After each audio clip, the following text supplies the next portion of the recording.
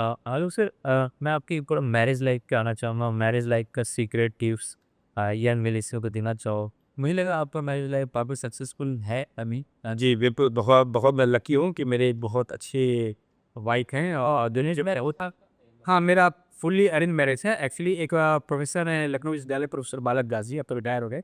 वो भी फ़िज़िक्स के ही थे। उन दिनों मैं कानपुर विश्वविद्यालय में फैकल्टी था और मैं बीटेक, एमएससी और एमफ़िल को पढ़ाता था। वो कानपुर आईआईटी में कभी-कभी एक्सपेरिमेंट करने आते थे अपना मेज़रमेंट वगैरह करने के लिए सही सर। लखनऊ से। तो उन्होंने एक दिन ऐसे ही मुझसे चर्चा किया कि आलोक, ये तुम्हारी तरह पढ़ी-लिखी और बिल्कुल ही टॉल तुम्हारी तरह ही लंबी एक लड़की है जो लखनऊ यूनिवर्सिटी में रिसर्च कर रही है, तुम चाहो तो बात करो। तो मैंने कहा सर आप ही बात करें। बोला यार देखो, मैं मेडिएटर का काम नहीं करूँगा, मैंने सिर्फ बता दिया है। हाँ, ये ज़रूर कर सकता हूँ कि लड़की के फादर को बता सकता हूँ, वो मिल लेंगे। हमने कहा हाँ सर, यही कम से कम कर दीजिए, कहीं से तो शुरुआत तो हो। यस। तो उन्होंने फिर अप्रोच किया और बस यही मेरा ये तसम्मा ज़रूर था कि मैं जब भी करूँगा एक साइंस ग्रेजुएट या साइंस पीजी लड़की से ही करूँगा कि जिससे थोड़ा वाइब्रेशन मैच होगा। अगर सेम टाइप के रहेंगे तो चीज़ें समझने में आसानी होगी। तो मेरा इतना ही था कि कम से कम जो पीजी हो, एमएससी वो साइंस सब्जेक्ट लो। तो लकीली मुझे जो है अर्चना जी मिली और जो कि पीएचडी बायोकेमिस्ट्री में लखनऊ विश्वविद्यालय से किया उन्होंने। वो भी बहुत अच्छी अपने ब्रिलियंट स्टूडेंट रही हैं और कानपुर से उन्होंने पढ़ाई किया, ग्रेजुएशन किया है कानपुर विश्वविद्यालय से, फिर पीएचडी किया है वहाँ से लखनऊ विश्वविद्यालय से। तो थ्रू आउट वो भी फर्स्ट क्लास स्कॉलर रही हैं और गेट क्वालिफाइड हैं, टेट क्वालिफाइड हैं। तो मैं बहुत लकी हूँ और वो मेरे हर काम में बहुत सहयोग करते हैं। और सबसे अच्छी बात है कि वो बहुत अच्छा खाने बनाते हैं, बहुत टेस्टी खाना बनाता है। मतलब सी बुक्स जी बोला। जी। फेवरेट फूड बताइए उनका जो आपको पसंद है।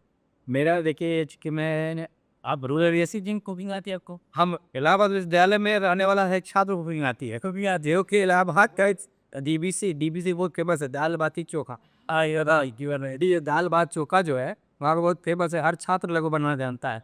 क्योंकि वो जैसे क्लास लेके आया या तो कोचिंग से या विश्वविद्यालय से, तो आने के बाद सबसे सरल जो होता है वो दाल भात ही बना रहता है। दाल में सीधा हमने जो पोटैटो आलू को डाल दिया, बॉयल हो गया, मिक्स किया, थोड़ा सा प्याज वगैरह डाला, चोखा बन के तैयार। अचार है तो अचार ले लिया। तो दाल भात चोखा टीपीसी बहुत फेमस व्यंजन वहाँ का है। राइट, सब बच्चे ज़्यादा है तो दाल भात चोखा तो मैं बना ही लेता हूँ। रोटी भी बढ़िया बनाता हूँ, बिल्कुल गोल बनाता हूँ। अच्छा, फूल बनाते मतलब आइट दिया है आप। बिल्कुल आती है। सब्जी बनाती है, पनीर की सब्जी वो पसंद है, पनीर सब्जी बना लेता हूँ मैं।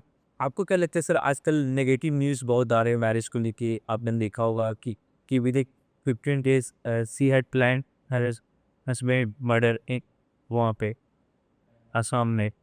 आपको याद है ये चीज़ें? हाँ, बिल्कुल याद है। समाचार-पत्र वहाँ से मैं पढ़ा है, लिस्ट पे निकला। तो वो मतलब सब काफ़ी नेगेटिव इंसिडेंट बहुत हो रहे हैं रिसेंट 1 टू 3 ईयर में मैरिज पे। तो सर मैं ये जानना का भाई इंसिडेंट ऐसे क्यों हो रहा है? जो ये जो हम लोग का जनरेशन है अभी, वो ये तो फेस कर पाया मतलब हैंडल तो नहीं कर पा रहा मैरिज को सही से। तो बहुत आप संवेदनशील आपने मुद्दा उठाया है और ये रियली बहुत अनफॉर्चून है कि आजकल की जो युवा पीढ़ी है, वो विवाह जो है कि बहुत पवित्र संस्कार है। हमारे सनातन में एक पवित्र संस्कार है, ये कोई एक्ट या मैरिज कॉन्ट्रैक्ट नहीं है। ये हमारे यहाँ एक संस्कारों में आप गिना जाता है और मैरिज उसी का शब्द होता है जिसमें समर्पण और त्याग हो। समर्पण त्याग। त्याग, हाँ, बिल्कुल। अगर समर्पण, त्याग, एक दूसरे के प्रति डेडिकेशन है और एक दूसरे के प्रति गिव अप है कि चलो यार ये नहीं तो हम ही कर लेते हैं। कभी बराबरी क्या वाला सामंजस्य नहीं लाना चाहिए और एक दूसरे को समझना ये बहुत ज़रूरी है। भाई अगर आप हस्बैंड वाइफ एक दूसरे को अच्छे से समझते हैं कि उसकी नीड और डीड क्या है, कब उसका कैसा मूड है, पढ़ने का मूड है या खेलने का मूड है, कहीं जाने का मूड है, तो वो ज़रूर एक दूसरे को समझना चाहिए। और त्याग की भावना, ज़रूरी नहीं कि वो हर बार वही करे, हम ही कुछ कर देते हैं बढ़ के। तो कभी रिस्पेक्ट, एक दूसरे का रिस्पेक्ट बहुत ज़रूरी है। खासतौर जब पब्लिक के बीच में गैदरिंग कर रहे हों या अपने परिवार के बीच बैठे हों, कि यदि हस्बैंड अपनी वाइफ को रिस्पेक्ट करे, वाइफ अपने हस्बैंड को रिस्पेक्ट करे, तो ये रिश्ता बहुत अच्छे समय से चलता है और लॉन्ग टर्म क्या ताउम्र चलता रहता है। हमारे पुरानी पीढ़ी में ऐसे ही चलता ही था।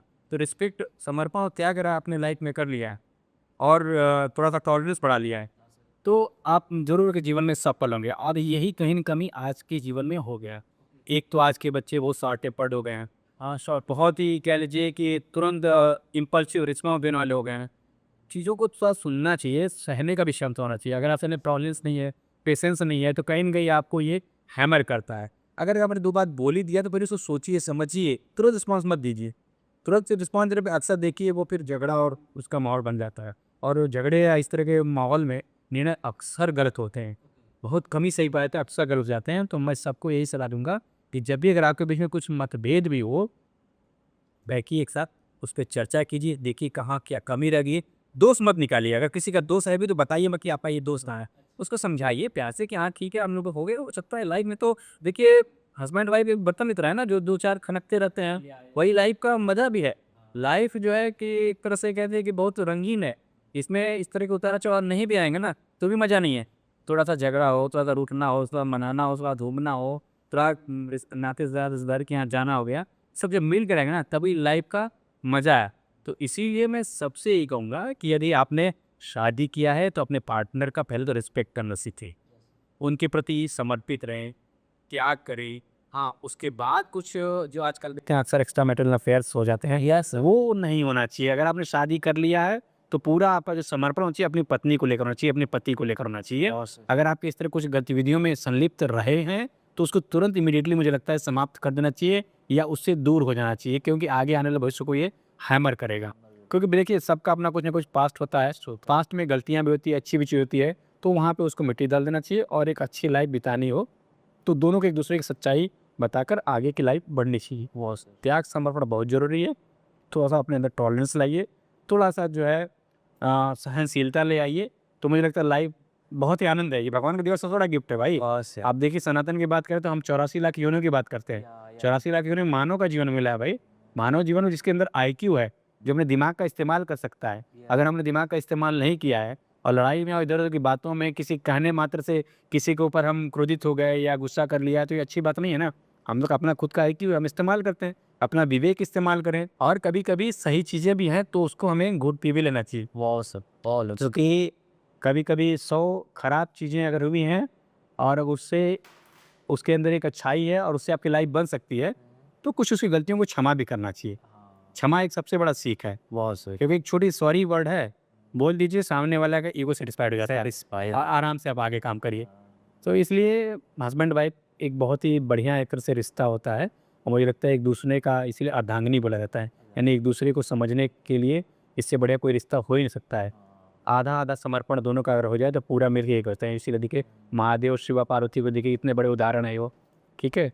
तो ऐसे ही एक ये बहुत पवित्र रिश्ता है और मुझे लगता है कि युवा पीढ़ी को इसका बहुत रिस्पेक्ट करना चाहिए और ख़ास तौर से एक मित्र की तरह अगर आप बिहेव करें अपने पत्नी के साथ या पति के साथ, तो मुझे लगता है कोई दिक्कत नहीं है। हाँ, बिल्कुल फ्रेंड्स की तरह रहिए, उसके नीड को समझिए, क्या उसकी चाहत है उसको समझिए, उसको चीज़ें कभी-कभी सरप्राइज़ करिए, कभी दीजिए, कभी घूमने-फिरने जाइए, तो मुझे नहीं लगता है कि लाइफ़ इतनी बोझिल होगी।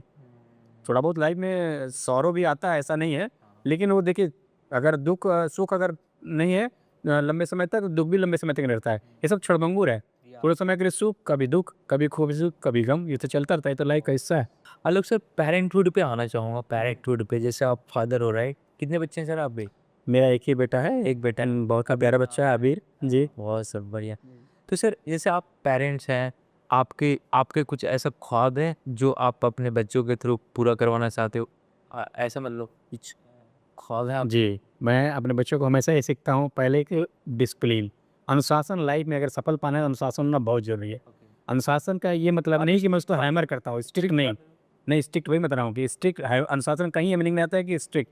अनुशासन का मतलब है कि अपने आप को संयमित करना है। यदि हमने खेल खेलना है तो खेल खेल लीजिए खूब। पढ़ाई लेकिन 1 घंटे करना है तो 1 घंटे वो भी ज़रूरी है। खाना समय से खा लीजिए, दोस्तों के साथ मिल भी लीजिए, मतलब अपनी लाइफ को थोड़ा-सा अनुशासित ढंग से। अब जैसे किताबें पढ़ा, इधर-उधर फेंक दिया, खाना खाया, अपना बर्तन नहीं उठाया या फिर जो है अपने बिस्तर को नहीं ठीक किया, तो ये कहीं न कहीं आपको ये लाइफ में आगे चल के हर्डल्स करेगा ही करेगा। क्योंकि मैंने बताया ना कि मेरे पिताजी कहते थे कि बचपन में जो आपने सीख लिया वो ताउम्र कैरी करता है। तो आप शुरू से अगर थोड़े-थोड़े अनुशासित हैं, थोड़े-थोड़े संयमित हैं, तो आप ज़रूर सफल होंगे। तो मैं अपने बच्चे को बेटे को यही सीख चाहता हूँ कि थोड़ा अनुशासन रखो और थोड़ा-सा अपना एक शेड्यूल ज़रूर बनाओ। नहीं 4 घंटे पढ़ना, मैं कभी नहीं कहता 4 घंटे पढ़ो, लेकिन 2 घंटे पढ़ो तो पूरे मन से पढ़ो, सॉलिड पढ़ो, बिल्कुल तन्मयता के साथ पढ़ो, एकाग्र होके पढ़ो। यही मैं आप लोगों से भी कहूँगा कि अपने बच्चों को भी ये शिक्षा दीजिए कि अगर खेल रहे हैं तो खूब मस्ती कर लेने दीजिए पहले। पहले देखिए ये भी ज़रूरी है। बचपन में देखिए इसीलिए एज ग्रुप के हिसाब से पढ़ाई का लेवल बढ़ता जाता है। स्कूलिंग में सिर्फ राइमिंग पढ़ाया जाता है, पहाड़े गिनती यही पढ़ाए जाते हैं। जैसे-जैसे आदमी बड़ा होता है, उसका आईक्यू लेवल बढ़ता है, फिर धीरे-धीरे साइंटिफिक डेवलप होता है, फिर कैलकुलेटिव माइंड होता है। तो ऐसे बच्चों के साथ भी होना चाहिए कि जब तक बचपना है बचपना, जैसे आप बड़े हुए थोड़ा पढ़ाई को थोड़ा सीरियस हो जाइए, फिर और सीरियस हो जाइए, लेकिन साथ में फिजिकल का भी ध्यान रखना है। ऐसा नहीं पढ़ाई में ध्यान हो गया तो फिजिकल में नहीं, क्योंकि दोनों बैलेंस होना चाहिए। लाइफ में स्वास्थ्य का भी ध्यान रखना है। तो बेटे को मैं यही सोचा कि स्वास्थ्य भी अपना ध्यान रखो। आजकल बच्चे के जंक फूड बहुत खाते हैं, तो पता चला कि एक्स्ट्रा फैटी हो गए या फिर जो है आपका बच्चा बिल्कुल पूरा फिट है? हाँ, बिल्कुल मेरी तरह फिट है, मुझसे ज़्यादा फिट है अच्छा। और by the grace of God वो मेरी तरह लंबा भी है, वाह! बढ़िया। तो अच्छा है वो। तो मैं उनको बेटे को भी यही सिखाता हूँ कि संयमित रहो, जो करो मस्ती खूब लेकिन संयमित होना चाहिए। जैसे आजकल के बच्चे सोशल मीडिया पे है ना, सोशल मीडिया मेरा बेटा भी खूब देखता है। कहता हूँ आप कंट्रोल करके उसकी सोशल मीडिया चलाओ इस टाइम तक। ऐसा मेरा कोई टाइम फिक्स कंट्रोल नहीं है, लेकिन ये ज़रूर मैं देखता हूँ कि अगर बहुत लॉन्ग आवर्स तक वो लैपटॉप बैठा है या डेस्कटॉप बैठा है या अपने टैबलेट पे या मोबाइल पे, तो मैं ज़रूर टोक ज़रूर देता हूँ, बेटा 2 घंटे हो गए, अब बस करिए, आप जो है थोड़ा घूम आइए, अगर नहीं पढ़ने का मन है तो घूम आओ। तो मैं उसको फोर्सफुली भेज देता हूँ कि आओ साइकिलिंग करके आओ, घूम आओ। उसकी मदर भी यही कहती है, घूम आओ साइकिल, उसके बाद फिर आके ये 2 घंटे पढ़ाई ज़रूर करो। और चूँकि अभी तुम छोटे हो, इसलिए रात के पढ़ने का प्रयास मत करो, 9 साढ़े 9 तक पढ़ के अपना आराम से सो जाओ और सुबह उठ के अगर आधे घंटे पढ़ सको तो ठीक, अदरवाइज़ अपना टाइम शेड्यूल ज़रूर फिक्स करो। और हाँ, ड्रेस अपना सही जगह पे रखो, किताब कापियाँ सही जगह पे रखो। मतलब ये भी उसको शिक्षा देता हूँ कि मतलब अपनी खुद सेल्फ डिपेंडेंट बनने की तरफ बढ़ो। ऐसा नहीं कि जो चीज़ जहाँ अस्त व्यस्त कर दिया, वो फिर लाइफ थोड़ी-सी हेज़ी हो जाती है। सही बात है सर।